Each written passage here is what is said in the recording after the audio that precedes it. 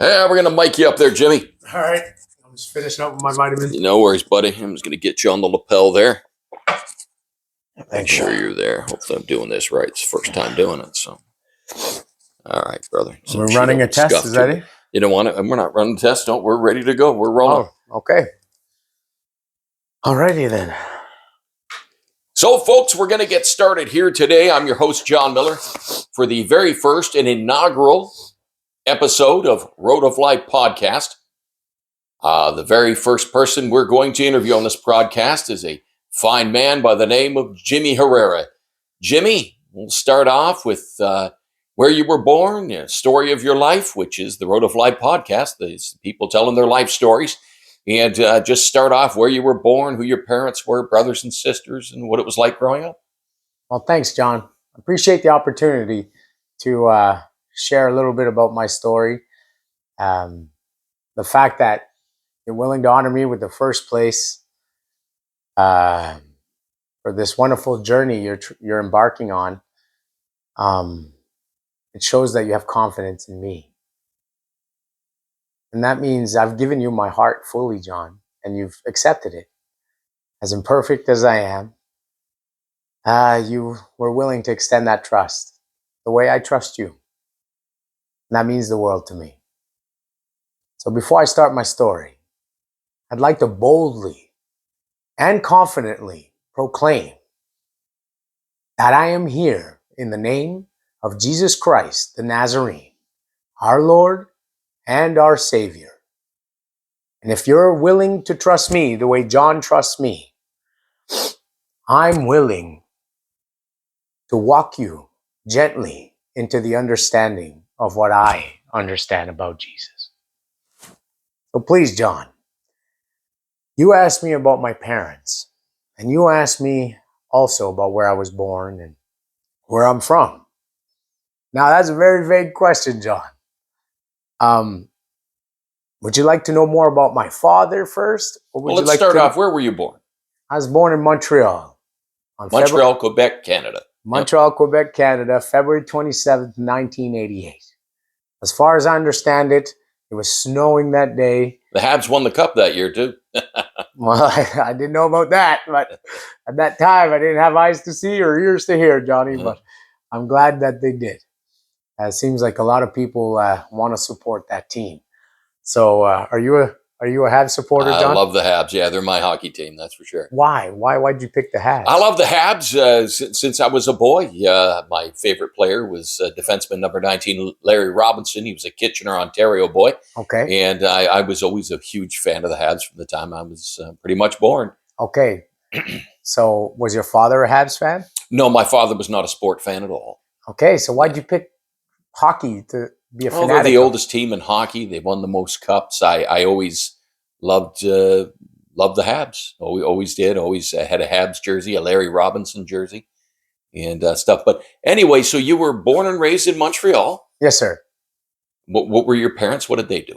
Okay, so my father's at the time, I'm not sure what his vocation was. The information I have is that he was 20 years old. He was born in El Salvador, Central America. He had come via New York, escaping a brutal civil war. And he was following his mother with his older brother, as far as I understand it. I haven't had really much confirmation about those details, so it's hard for me to say they're accurate or not. But my mother, who was born in Dalhousie, New Brunswick, she had grown up sort of like a nomad. Her parents were divorced, as were my father's. So you speak French, English, and Spanish? That's correct, sir. Excellent. I have some mastery in French, some mastery in English, and I'm working on Spanish again, mainly because my family broke apart and distance makes it difficult to practice a language, I guess, commonly. Is your father still living, is he? He is. Good. And brothers and sisters? Yes, sir. So I have 5 younger sisters. The eldest, Kati, who we have 3 years difference.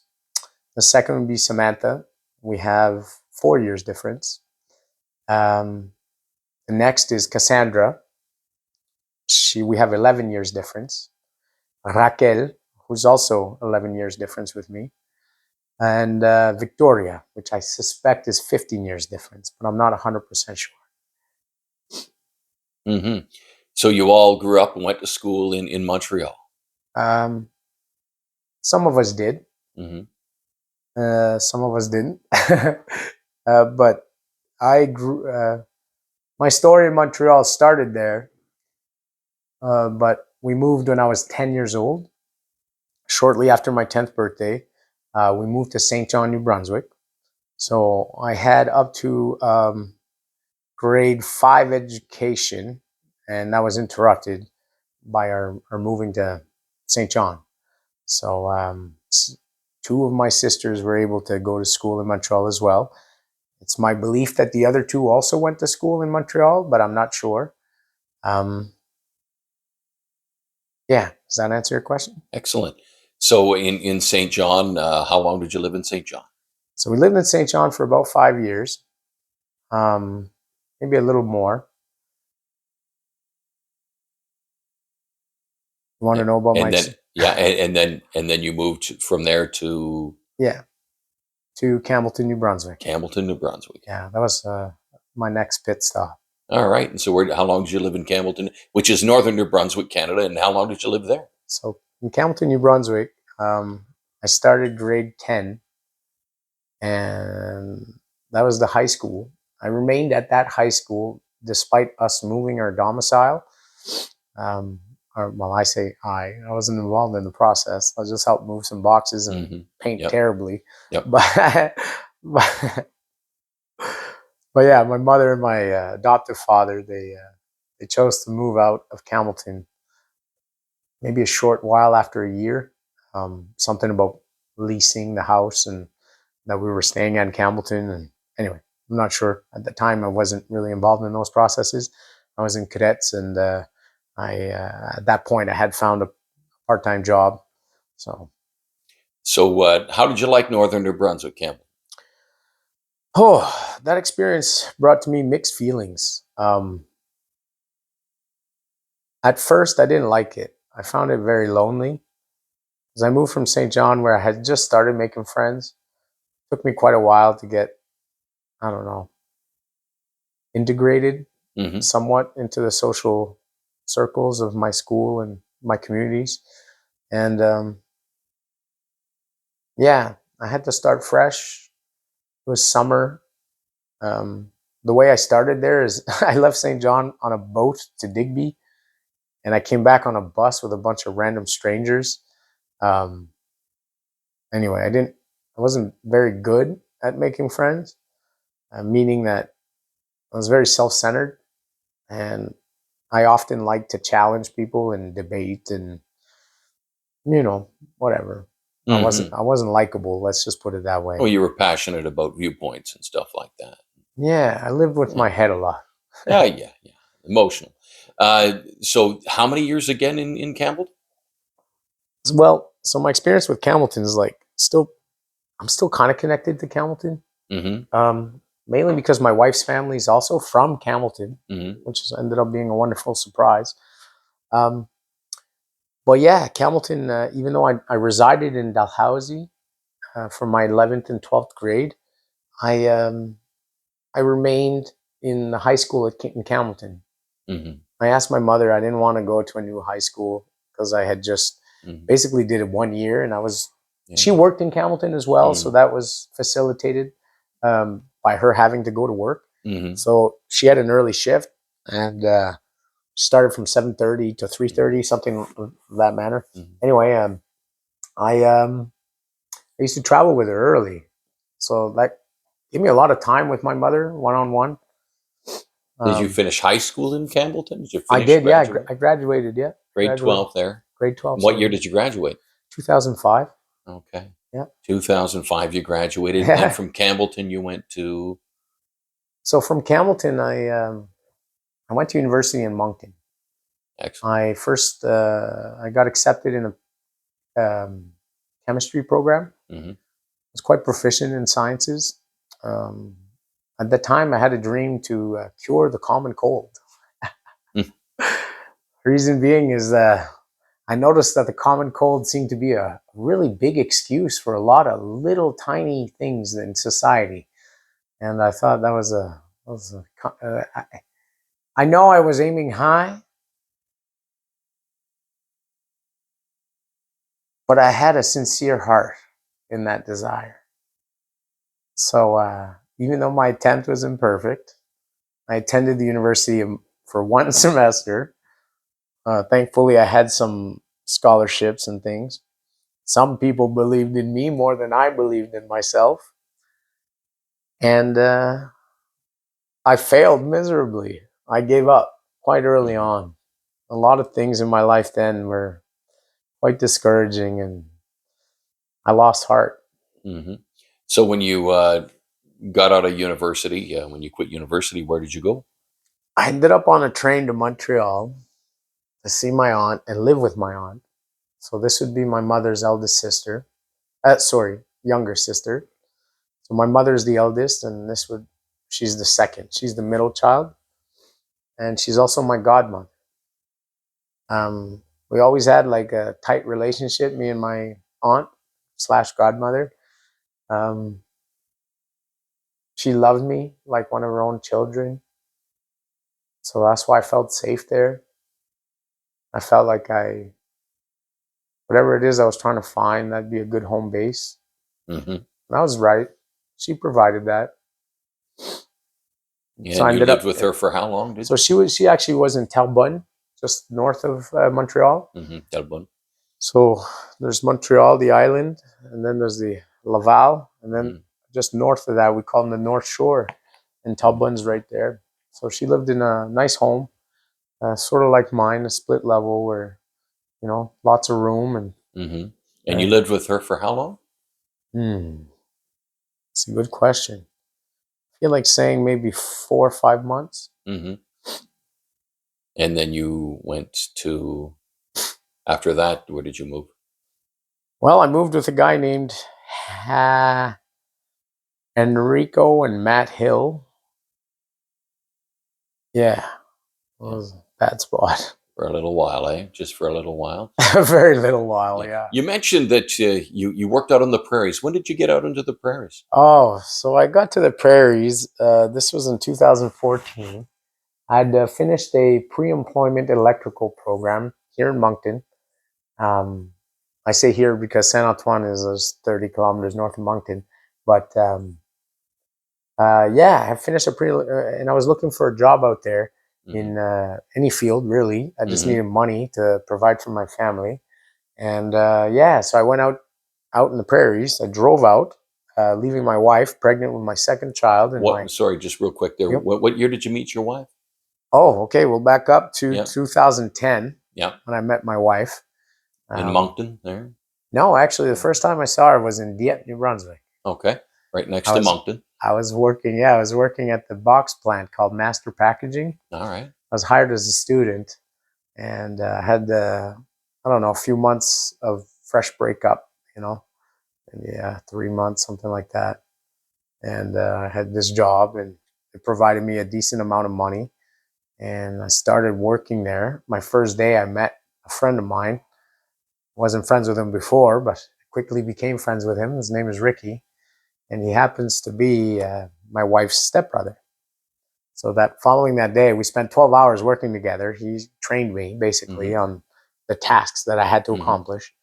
And yeah, we quickly fell in love. He was a funny guy, and I'm a funny guy, and we just laughed and just produced a lot of stuff together. He was a great Mm-hmm. guy. So Mm-hmm. anyway, when he gets picked up, there's this beautiful girl picking him up. Right, she's gorgeous. She's driving this little blue Civic and she's wearing these flashy glasses. She looked great. Anyway, I seen it and I got kind of jealous. And Love at first sight. well, I kind of admired Ricky, right? I was like, I don't know how you get a girl like that, but good work, bro. Like, anyway, so I was driving with my friend, and we ended up seeing them on Champlain driving down home. I was going to my friend's place. So anyway, we were driving next to him, and I remember yelling obscenities to Ricky because, I had just made friends with him, and I'm the kind of guy that quickly gets familiar. And I could tell she didn't really approve, but I didn't mind. I'm a punk, right? So I I just thought she looked so great. The way she would laugh when the sun was shining, it was just, yeah, you said it, love at first sight, man. Love at first sight. So yeah, that's how I met my wife in 2010. I seen her in the month of June, maybe. Start dating right away? No. The next day, I seen Ricky early in the morning. Our shift started at 7, and first thing I say to him, I'm like, "Bro, congrats, man! Your girlfriend's hot. Like, you did good, right?" And he's like, "Nah, that's not my girlfriend. That's my sister." And I said, "Oh." I said, "Well, would you introduce me?" And he's like, "No." So I'm like, "Okay, I get it, bro. Like, I'm coming on strong. It's all good." I said, "Well, I promise, man, you'll get to know me, and then at some point you'll want to introduce me." And yeah, we I kept befriending Ricky every day, And when did he introduce you? So he eventually gave in later because she was dating this guy. He was trying to respect her, She was dating this guy, and I don't know. He wasn't inspired by the man she was with. Let's just put it that way.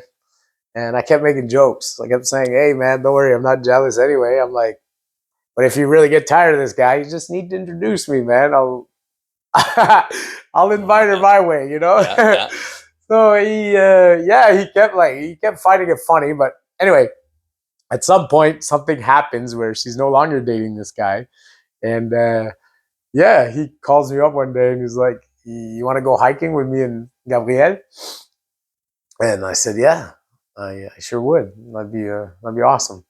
So I prepared the way, John. I went for a jog, and then I ensured I'd be in the shower, coming out when they'd have to ring. I played the game right. Yeah. Well, it wasn't necessarily the best way to hook a line and sinker right away, but certainly got her attention. And it took about a month before she agreed to actually go on a date. And funnily enough, I didn't really invite her. I just kind of told her, like, just give me one kiss and one date, and you'll see. You'll see what I see. Yeah. And that's what I was inviting her to do. And she accepted.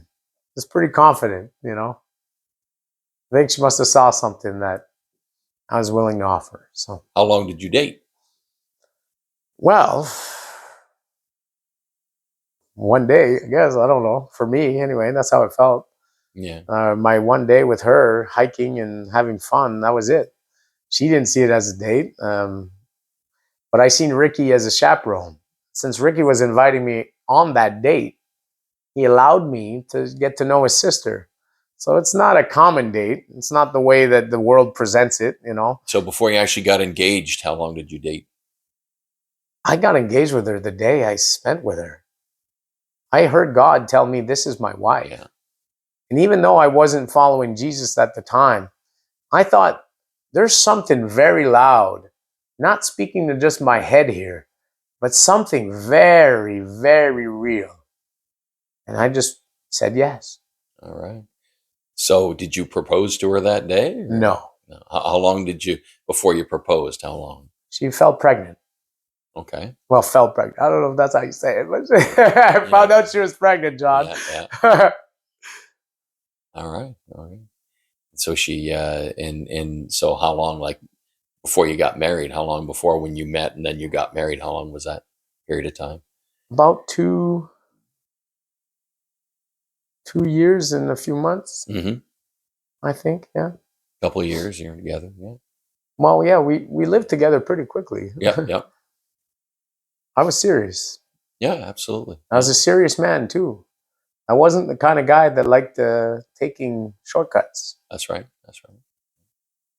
Good stuff. So you got married, and then after that, you kept working where you were working for a while, and then eventually, you, as we were talking about before, you ventured out into the prairies in 2014. Well, let me tell you what sparked that. Yeah. So when I did get married, we ended up going on our honeymoon, which we drove to the United States. It was both our first time doing that. So we were kind of exploring unknown territory together. You know, we went through the fearful stages to the wonder stages to the discovery stage, and we just kept falling deeper and deeper in love. And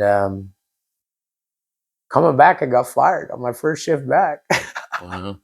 Well, I did a ratty thing, John. I went and told people about other people's vices while I was guilty of the same vice. Yeah. Oh, sorry for hitting the mic, No but worries, no worries. yeah. So I got fired on my first day back after getting married, John. So Wow. I don't know if that can provide something, but anyway, a guy that was with one of Gabriel's really good friends, he had gone through some tribulations and he ended up going to Baytech College. And his experience there kind of inspired me to go take a look. And when we did, me and my wife, we both did, we really liked the guy who was running the school. He seemed to have a good heart and he really wanted to provide an avenue for men to discover trades, a safe place for them to practice, and kind of a fast track way to get there quickly. It wasn't perfect though, because he had to lean on some instructors that weren't necessarily equipped for what they had to do. But needless to say, that's where I went to Baytech College, and I took a course there.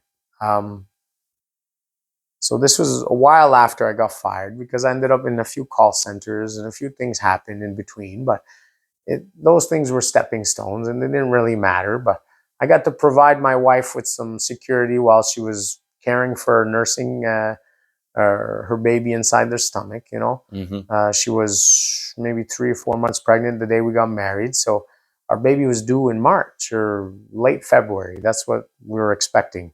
So I kind of worked through some call center stuff in the meantime, and God provided quite abundantly for us there. And just for our viewers, right above your head is your beautiful family, your wife, and your 4 beautiful children. Yes. And everything like that. So you eventually wound up on the prairies in 214 working for CN Rail. Correct, sir. And I know that got your attention when we first met. So my experience at CN was quite an experience. Like I said, I went out there after following Baytech, and I did it imperfectly. It was just we put our best foot forward, both me and my wife. She was sacrificing her husband, quite literally, in a time of I would say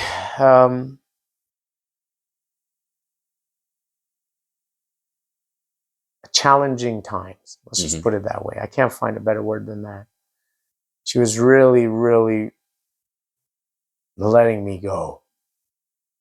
And I went out there. It took me 5 days roughly to get there. I was welcomed by a brutal, brutal Edmonton winter day. It was like minus 48 or something like that. It was absolutely nothing I had ever lived. Welcome to Alberta. And I had secured a 6-month lease on a room and board. And the guys I was with were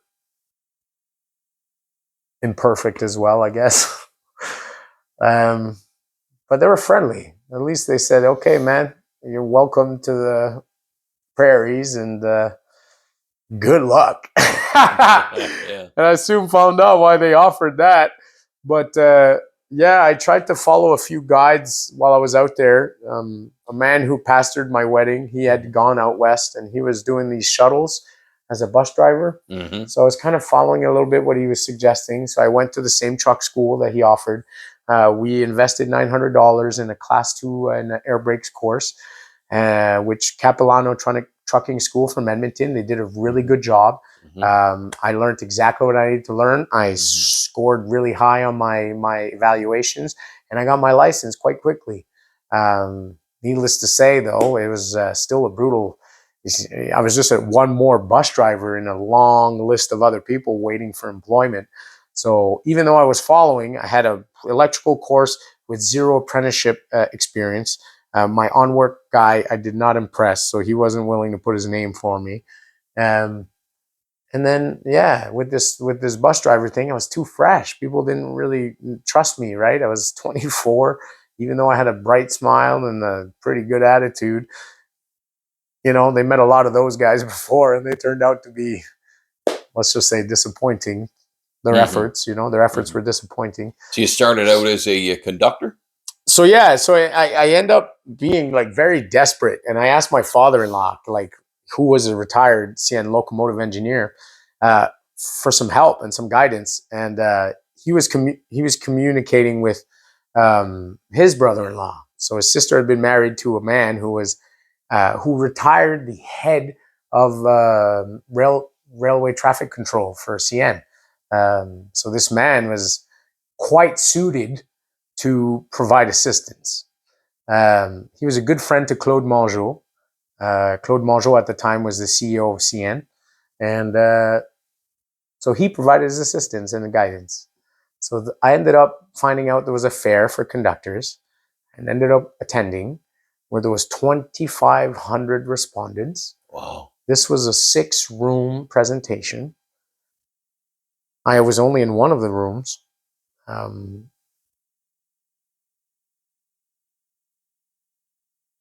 During that information session, the truth seemed to weed out the people who were flaky.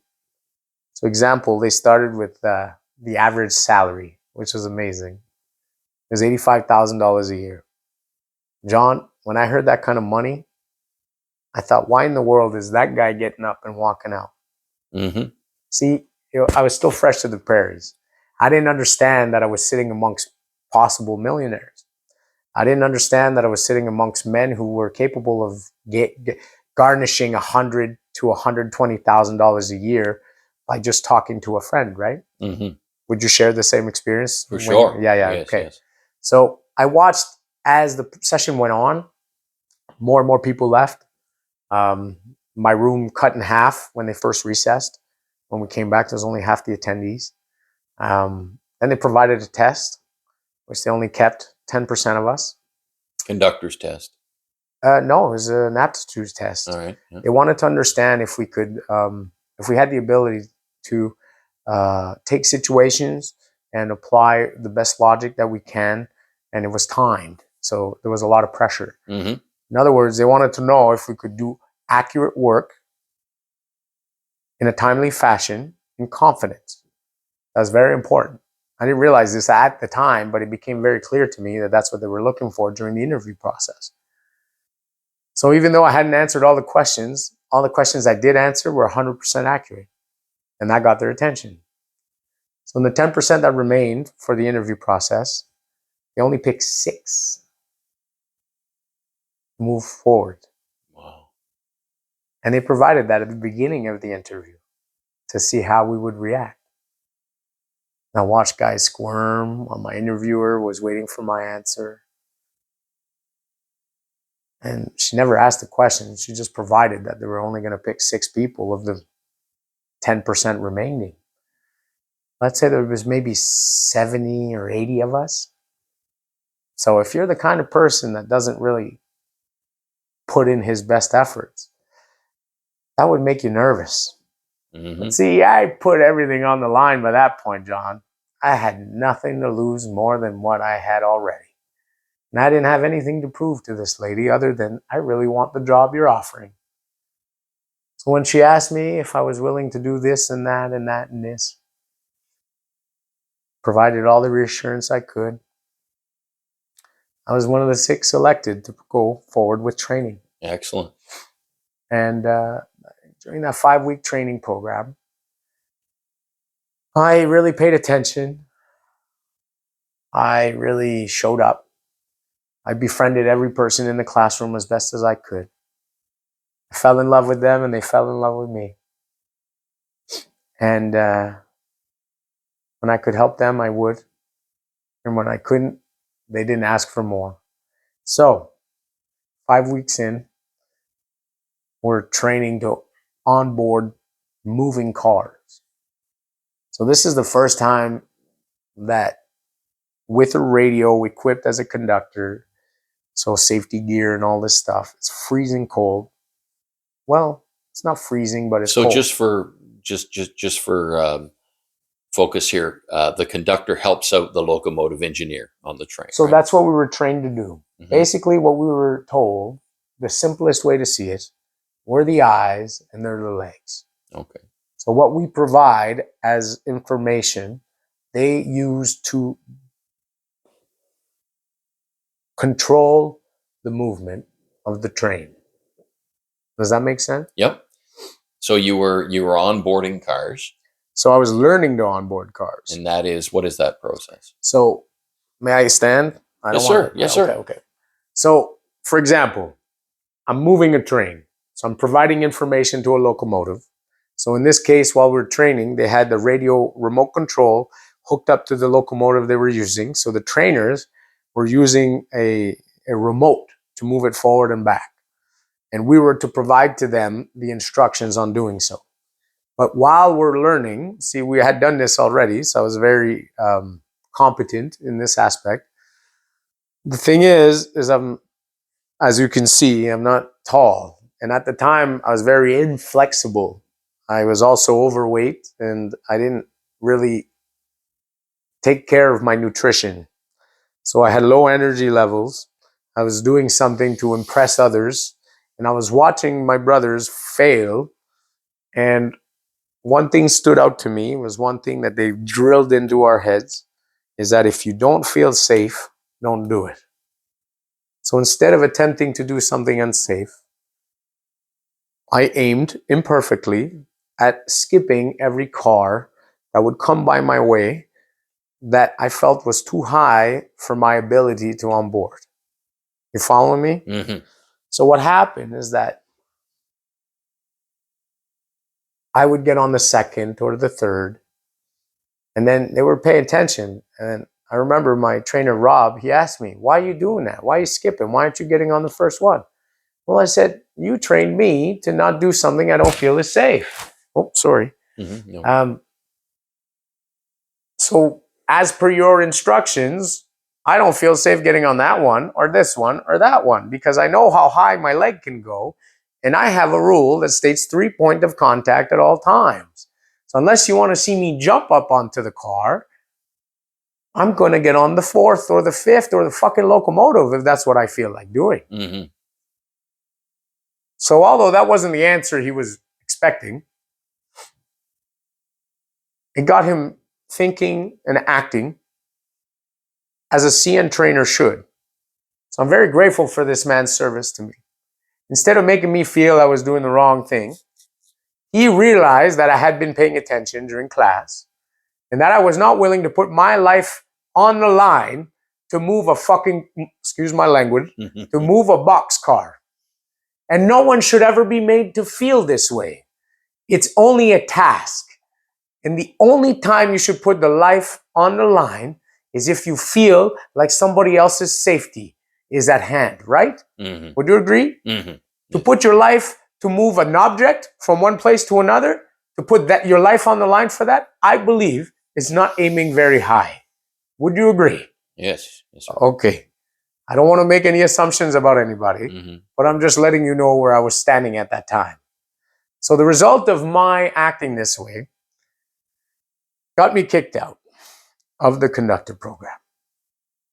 Mm-hmm. So the next day, when I showed up to class, they introduced me to a man. Don't remember his name. I'll say Mike because I think that's what it was. But for the sake of the story, Mike from risk management was there to observe a few individuals that the trainer felt weren't up to the task of being a conductor. So he watched me work and I did the same thing. I would skip cars and he kept asking, why are you doing that? Because I don't feel comfortable getting on there. I'm getting 3 points of contact. That's more important to me. So at the end of the day, after working hard, not giving up on myself, not giving up on my brothers, trying to encourage anyone I can, I get pulled aside from everybody. While they're getting debriefed, I get a closer introduction to Mike. As soon as I sit down, Mike looks at me and he says, this can't keep happening. And I say, what? Excuse me? Mike says, this, where you're being a conductor for CN, it's not going to happen. And I was looking into my trainer's eyes. This time it was John, not Rob. And John says, Jimmy, you'd make a hell of a conductor. He was crying. His eyes were bloodshot, and I could see small tears welling up. He says, the thing is, we're looking for people who can get on point. Mm-hmm. And you're not getting on point. So he says, you can trust Mike. Mike wants to help. I didn't get this impression from Mike because I had my own things inside me. I couldn't have the eyes to see what Mike was about, and I couldn't have the ears to hear him out. But I trusted what John had to offer. Because John truly loved me, I could tell. Anytime I needed distance, he offered it. Anytime I needed closeness, he offered that too. And Mike from Risk Management, that's his name, he did make a commitment. And he said he would see me hired by CN because he recognized something in me that was still even better than being on point as a conductor. And that if I allowed him to help me find help, Mm-hmm. he would. So where did they move you from there? You left. They being didn't a move me. conductor. Actually, I freaked the fuck out, John.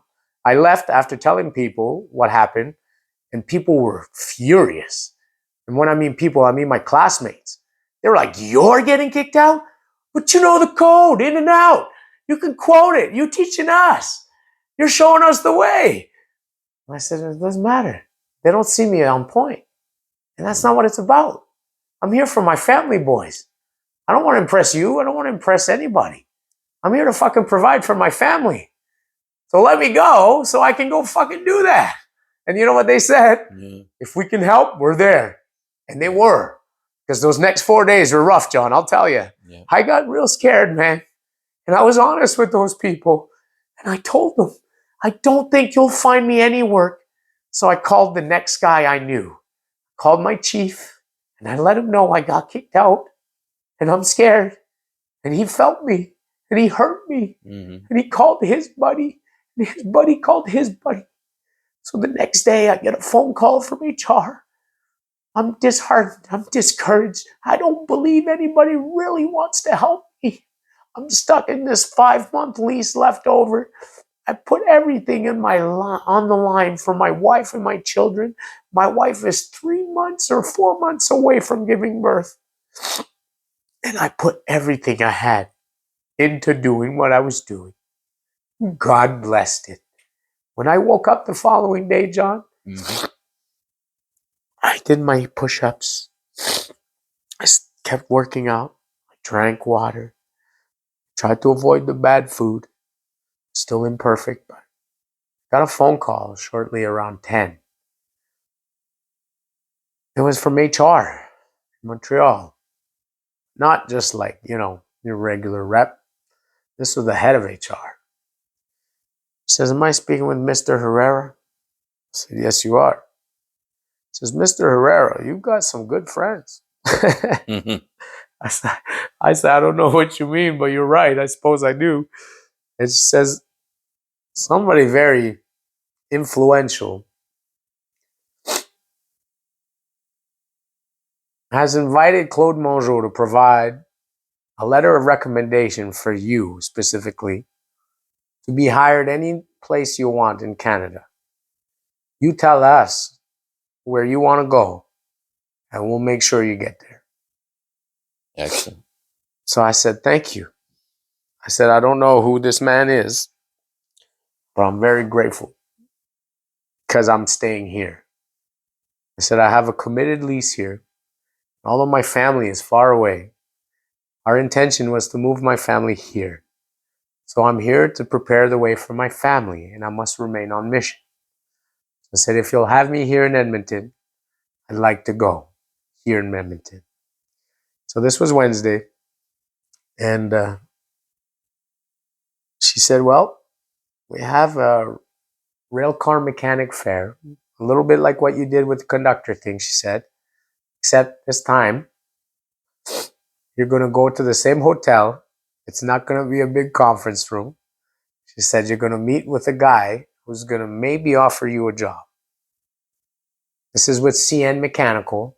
You're not going to be running trades with us, but maybe you can help support in this aspect. I said, thank you, ma'am. I appreciate the opportunity. I'll be there Friday. So I call my wife. I tell her the good news. She's ecstatic, encouraged, It's quite disheartening to hear everything I had to say prior to that. And I call my friends. They come celebrate with me. One of my dear friends named Bacher came to pick me up with another friend named Spencer. And we went to eat at an Indian restaurant. It was my first time I got to eat Indian with an Indian person. It was fun. Even though he wasn't Indian per se, he's Pakistani, but he's from Punjabi. So he's Punjab, really. He's Punjabi, pardon me. He's from Punjab. There we go. That's the proper thing to say. Anyway, but he's from Pakistan. And Bacher was really encouraging to me. He said, Jimmy, he's like, you really inspired me, He said, despite, may I answer? Sure. I don't know why it's ringing this